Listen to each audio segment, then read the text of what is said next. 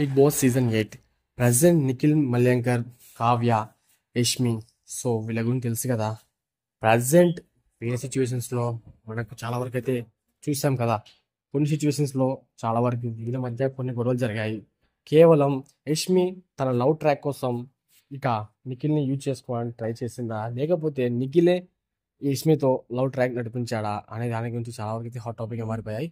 So వీళ్ళిద్దరి వల్ల కావ్యకి అన్యాయం ఎలా జరిగింది అనుకుంటున్నారా? వీళ్ళిద్దరు హౌస్లో అలా కలిసి ఉండడంతో ఖచ్చితంగా అయితే కావ్యకి ఎగ్నెస్ట్గా మాట్లాడడం జరిగినట్టుంది. కావ్య ఎప్పటికి కూడా నిఖిల్ని వదిలిపెట్టేసింది అని చెప్పేసి రూమర్స్ అయితే చాలా స్ప్రెడ్ అయ్యాయి.